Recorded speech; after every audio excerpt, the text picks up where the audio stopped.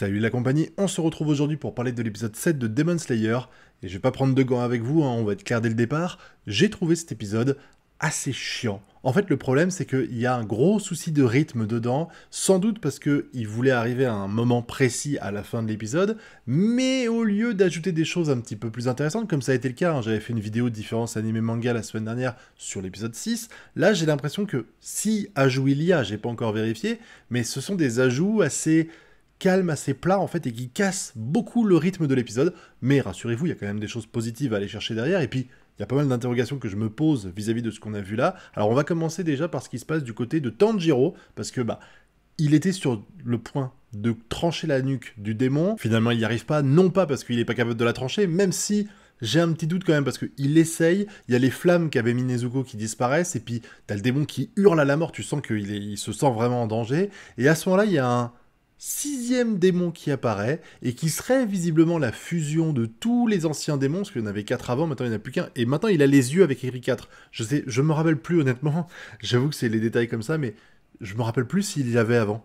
Genre, est-ce que les 4 démons qu'on avait vus avant, ils avaient le chiffre 4 sur leur gueule? Je sais pas, mais en tout cas, toutes les émotions qu'on avait avant, peur et compagnie, elles sont rassemblées maintenant dans une seule personne, qui ressemble un petit peu au méchant, alors désolé, ça fait longtemps que je l'ai lu, mais le méchant de Skypiea, vous savez, qui avait les sortes de tambourins autour de lui, et dans chacun des tambourins, il y a une émotion, et d'ailleurs il débarque grâce à ça, puisqu'il tape sur une émotion, et à ce moment-là, il y a une sorte de gros dragons à la Shenron en CGI qui débarquent et qui vont attaquer Tanjiro. Alors, on va parler de la CGI 2 minutes, parce que je m'imagine que c'est un sujet qui va revenir sur le tapis pas mal de fois sur Internet.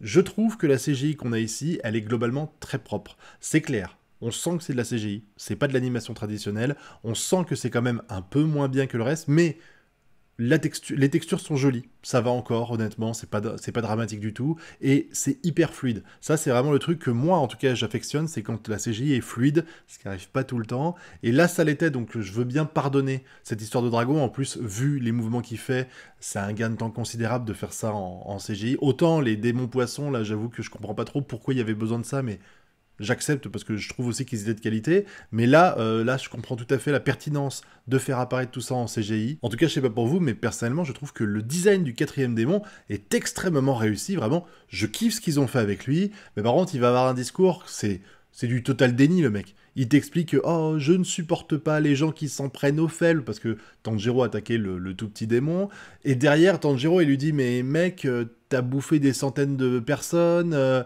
t'as dû tuer des milliers d'humains, d'où tu me parles du fait que c'est grave que je m'en prenne aux faibles, surtout que si je m'attaque à vous, c'est parce que vous faites du mal autour, c'est pour empêcher ça, c'est pas par plaisir, contrairement à vous. » Et l'autre, il dit « Oh, si j'ai mangé personne de ta famille ou de tes proches, eh ben t'as rien le droit de dire. » Ce déni monstrueux, t'as vraiment l'impression, et d'ailleurs Tanjiro fait la remarque, que c'est lui le méchant, c'est incroyable. En tout cas, il a l'air super balèze, on le voit bien, là, c'était pas le cas avant, quand il affrontait les autres démons, et là, que ce soit Genya ou lui, ils vont tous les deux dire qu'ils sentent une pression tellement forte qu'ils ont du mal à se déplacer, rien que avec sa seule présence. On n'est même pas en train de parler du fait qu'il va rentrer dans le combat, mais je trouve que tu sens le côté oppressant de ce démon-là, même si le discours était vraiment convenu et pas super intéressant. Je m'attendais à ce qu'il y ait une petite mimique mignonne de Tanjiro, histoire de dédramatiser un peu la situation, parce qu'il le fait de temps en temps, l'auteur. Là, c'était pas le cas, mais ça n'empêche que j'étais impatient de voir la suite, et c'est pour ça que j'avoue que j'avais un petit peu les nerfs quand j'ai vu que derrière, on attaquait autre chose, puisqu'on va retourner du côté du Pilier de la Brume, qui est toujours en train de se noyer gentiment, comme c'est le cas depuis 2 épisodes déjà, avec... C'est Gyoko, son nom, le démon, je crois, qui dit « Oh là là, je me réjouis de te voir suffoquer, mais qui va se barrer. » Alors là, j'avoue que il y a 2-3 trucs niveau cohérence de cette partie-là que j'ai du mal à comprendre. D'une part, l'autre, il dit qu'il est heureux de voir le mec en train de mourir asphyxié, mais il reste pas pour le voir, parce qu'il veut regarder ce qu'il y a dans la cabane. Et là, je me pose une deuxième question que je trouve un peu chelou. Le démon, il a décidé de se planter devant cette cabane-là pour tendre un piège aux gens. Il s'est pas dit à un moment donné que avant de faire ça, ce serait peut-être intéressant de voir ce qu'il y avait dans cette cabane pour voir si ça justifiait le fait d'être là, parce que, comme il le dit, il s'attendait pas à ce qu'un pilier arrive ici, il pensait pas que la cabane était aussi importante que ça, mais il aurait quand même pu regarder avant. Enfin, ça lui aurait pris 2 secondes de rentrer à l'intérieur, mais bon, il fallait bien ça pour le scénario. Et du coup, il y a un passage que j'ai bien aimé quand même ici, c'est que il va rencontrer le forgeron qui a fait l'arme de Tanjiro et qui est en train de bosser sur l'arme qu'on avait trouvée dans le mécano, enfin dans le robot mécanique, on va dire. Et il est tellement enthousiasmé par ce qu'il voit là qu'il est omnubilé par ça, au point qu'il ne fait pas gaffe au fait que son pote lui parle, que la lune supérieure est derrière lui, qu'il est en train de se faire taillader, son masque qui tombe. Et c'est rigolo parce qu'en fait, bon, ouais, c'est un peu un artiste, j'ai envie de le dire vite, Gyoko, puisque il fait de l'art avec les cadavres vivants de ses adversaires, enfin des forgerons dans le cas présent, et il est jaloux, parce que d'une part, le forgeron est en train de ne pas du tout prêter attention à lui, faire comme s'il n'existait pas, et je pense que ces mecs-là ont tellement d'ego qu'ils peuvent pas accepter qu'on les ignore, et en plus de ça, il se dit, même moi j'ai une âme d'artiste, et j'ai jamais été autant transporté dans un travail que je faisais, au point de faire abstraction de tout ce qu'il y avait autour de moi. Donc en fait, il est jaloux du fait que lui, il y arrive, et à la fois, il est énervé de voir que lui prête pas attention, donc c'est un peu le double effet, c'est pour ça qu'il ne voit pas ce qui se passe de l'autre côté, puisque on a le pilier de la brume qui est en train de mourir asphyxié. Et alors, je m'attendais vraiment à ce que le gamin forgeron, il débarque et il le sauve en le plantant le truc. J'ai été surpris de voir que ça n'a pas été exactement ça qui s'est passé, puisque finalement, il se blesse, il va souffler de l'air dans le truc qui va permettre à l'autre de respirer ça et de pouvoir faire une nouvelle attaque. La première avait échoué, il fait la deuxième qui a l'air un peu plus efficace, hein, soyons clairs, donc il se libère grâce à ça. Mais c'était un passage que j'ai trouvé un petit peu longuet, je dois reconnaître.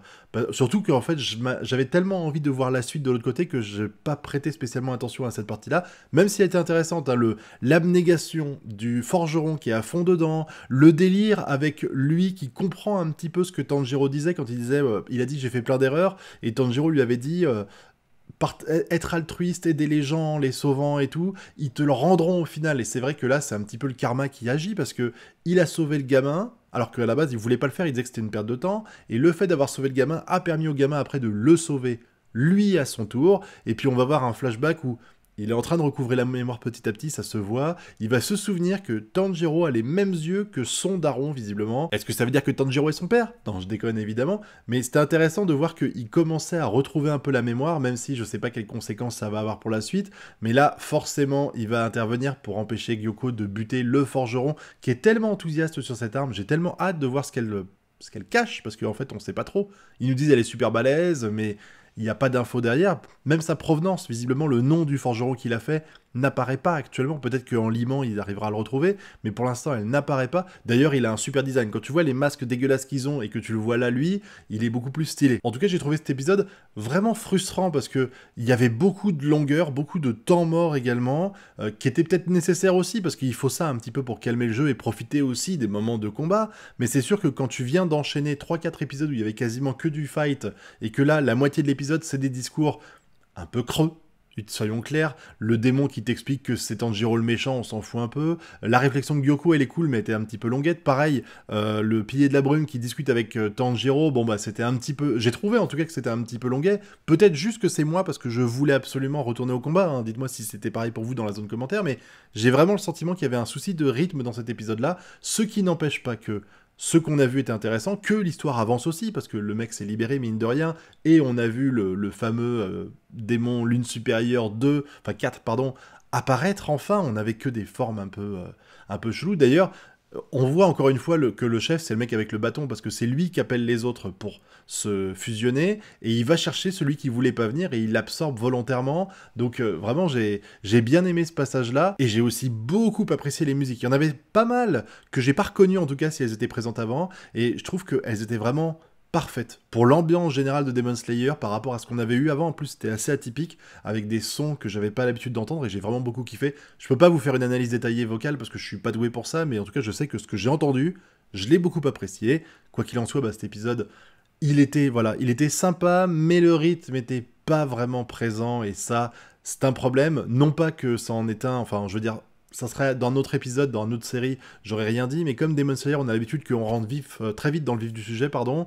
Là, le fait que c'était pas le cas, ça m'a un peu perturbé, mais il n'empêche que j'ai apprécié l'expérience et que j'ai hâte de voir ce qui va se passer la semaine prochaine, parce que le pilier de l'amour, faudrait bien qu'il débarque un jour. Elle fait quoi, elle est en train de se tripoter la rondelle avec les deux forgerons qu'elle a sauvés, parce que là... il est en danger, Tanjiro. Je vois ni Tanjiro ni Genya réussir à tous les deux à buter le mec. Hein. Surtout qu'il a protégé, je pense que son point faible c'est toujours le même, c'est toujours la petite créature. Il la protège actuellement, donc il va falloir réussir à briser ce truc-là pour l'attaquer.